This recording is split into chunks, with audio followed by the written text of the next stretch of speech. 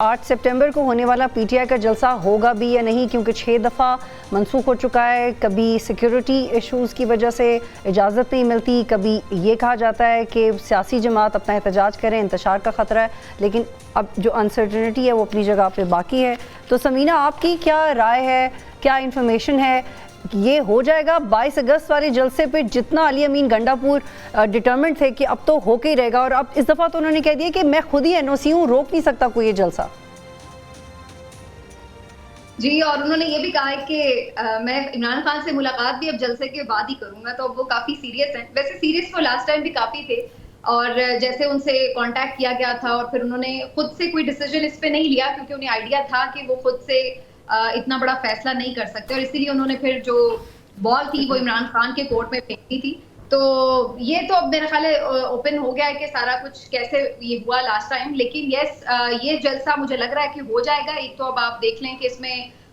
फिलहाल लग रहा है कि इजाजत भी मिल गई है, थोड़ी बहुत रुकावटें तो शायद डाले हुकूमत, लेकिन अब मेरा ख्याल है कि पीटीआई को भी पता है ये डू और डाई सिचुएशन है। बार बार जलसे कॉल ऑफ करने से उनके अपने जो वर्कर्स हैं वो किस कदर मुश्तिल हो रहे हैं, अब भी उन्हें फेस करना पड़ रहा है उनका रिएक्शन। और देखिए, एक सबसे जो इम्पोर्टेंट बात है बतूल, वो ये होता है कि आपका एक पूरा बाजू का दहाइयां लग जाती हैं एक नैरेटिव बिल्ड करने में। अभी बल्कि आप लोग बड़ी जबरदस्त बात भी कर रहे थे फरूख और आप 9 मई के हवाले से, माफी के हवाले से। इस तरह बात यह है कि बाज़ औक़ात आप देखिए कि पूरा एक नैरेटिव, एक पोजीशन लेने के लिए बहुत सेक्रीफाइस करके फिर आप किसी पोजीशन पे पहुंचते हैं, और आपको फिर वो एक पॉपुलैरिटी या वो नैरेटिव आपका पूरी आवाम में मकबूल होता है। आप इस वक्त पीएमएलएन की सबसे बड़ी परेशानी देखिए क्या है कि उनके पास हुकूमतें हैं,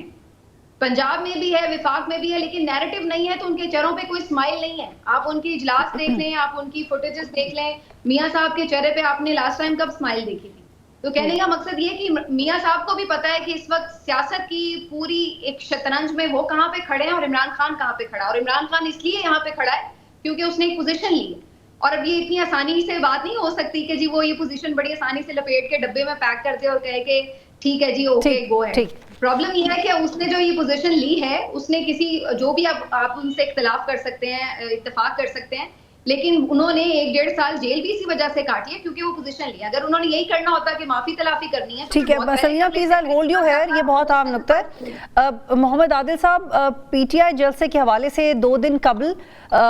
एक पुरअमन एहतजाज के हवाले से और अमन अमान के हवाले से एक बिल कसरत राय से पास कर लिया गया, जिस पे पीटीआई ने एहतजाज भी किया कि हमारा जलसा रोकने के लिए। और इंटरेस्टिंगली मैं वो टर्म्स एंड कंडीशंस पढ़ी थी एनओसी की, आप यकीन करें 41 टर्म्स एंड कंडीशंस हैं, 41। इतने में जलसा खत्म हो जाए, जितना टर्म्स एंड कंडीशंस में पढ़ने में वक्त लगा। तो ये आपको लग नहीं रहा कि अब दोबारा एक फिजा तो बन गई रोकने की? जी जी जी, देखिए ये अभी तो सेनेट ने आज इसको मंजूर किया है, इससे पहले वो कायमा कमेटी से हुआ था।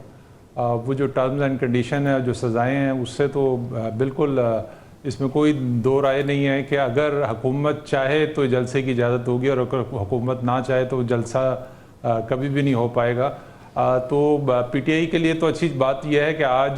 जो इंतज़ामिया है उसने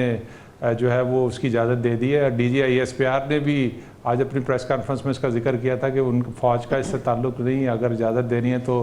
जो है इंतज़ामिया ने देनी है, फिर हुकूमत ने देनी है। दूसरी चीज़ ये है कि यहाँ पे इस्लामाबाद में जब भी कोई एहतजाज की कॉल होती है, उसके बाद पूरा इस्लामाबाद जो है वो कंटेनर्स लगा दिए जाते हैं, रास्ते ब्लॉक हो जाते हैं। लेकिन उसके बावजूद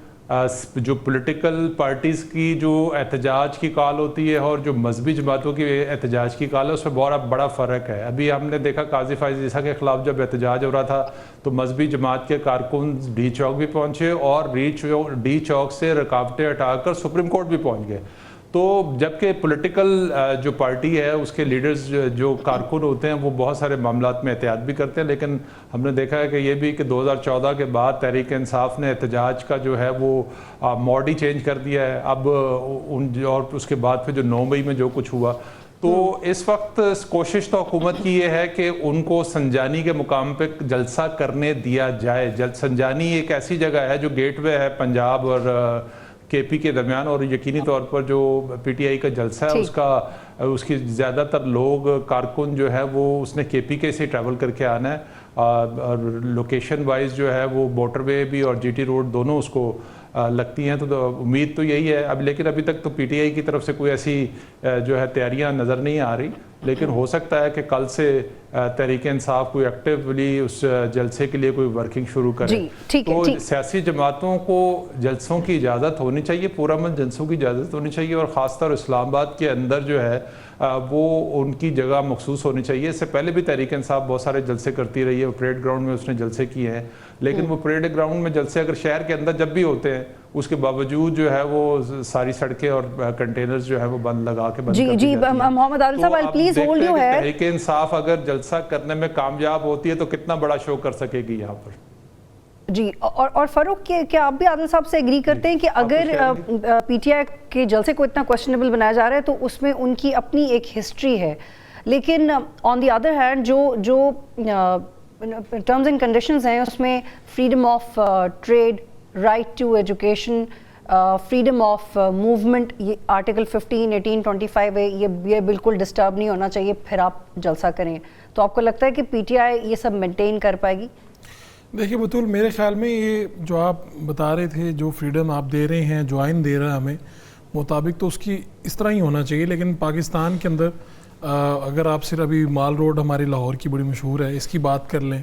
इस्लामाबाद में भी आप देख लें, जब भी कोई जलसा जुलूस है तो जो शराइत इंतज़ामिया देती हैं, क्या उसके ऊपर कभी आपने देखा है कि उसके ऊपर कोई सियासी पार्टी अमल पैरा होती है, या कोई सियासी पार्टी, अभी पाकिस्तान तहरीक इंसाफ का तो आप एक तरफ रख दें,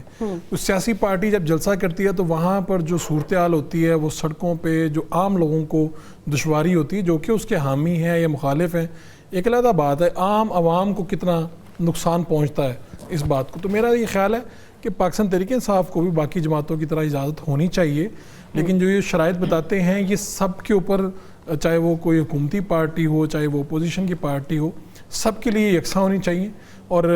एहतजाज के लिए जिस तरह से जगह मुख्तस की जाती है वो की जाए, ताकि जो शहर के अंदर आने वाले लोग हैं, बाहर जाने वाले लोग हैं, स्कूल्स के लोग हैं, इस्लामाबाद का शहर जो है वहाँ पे कोई एक्टिविटी हो तो जो इंतज़ामिया है वो स्कूल्स बंद कर देती है, कोई एक्टिविटी वहाँ पे हो ही नहीं सकती इस तरह से। बाहर से इतने ज़्यादा लोग आ जाएं तो कैपेसिटी नहीं रहती चीज़ों की, और आमदरफ्त जो है ज़रा आमदरफ्त भी वो भी उस तरह से काम नहीं कर पाते। तो एक तो बात ये है, पाकिस्तान तहरीक इंसाफ ये जलसा कर पाएगी या नहीं कर पाएगी, मेरा ये ख्याल है कि अगर ये जलसा होता है तो शायद ये हुकूमती या जो ताकतवर लोग हैं उनकी अंडरस्टैंडिंग से ये मुमकिन होगा, उसके बगैर कोई चारा नज़र नहीं आता। क्योंकि अगर ये पिछले, अगर आप जो खुद बता रही थी कि 5 से 6 मरतबा इसे करना पड़ा, तो ये अंडरस्टैंडिंग के बगैर मुमकिन नहीं है। लास्ट टाइम भी इस तरह से हुआ कि अंडरस्टैंडिंग हुई, उसके नतीजे में मुलाकात हुई, फौरी तौर पे बताया गया, उस दिन तक तैयारी थी, आपको मुझे सबको यही लग रहा था कि भाई जलसा है, जलसे के मकाम पे कुछ नहीं था। मैं इस्लामाबाद में मौजूद था, जलसे के मकाम पे कोई ख़ास तैयारी नहीं थी, कोई हमने तो वहाँ पे कुर्सियाँ नहीं देखी, शायद किसी ने देखी हो तो बता दें। तो इससे मतलब ये है कि अगर ये जलसा होने जा रहा है तो फिर कहीं पे अंडरस्टैंडिंग है कि ठीक है आप जलसा कर लें, लेकिन आप ये नहीं करेंगे, आप बच्चे बन के रहेंगे। तो पाकिस्तान तहरीक इंसाफ की इस वक्त ज़रूरत है कि वो जलसा करे और जलसे के नतीजे में अपने वो जो कारकुन है उनको जवाब दे किसी तरीके।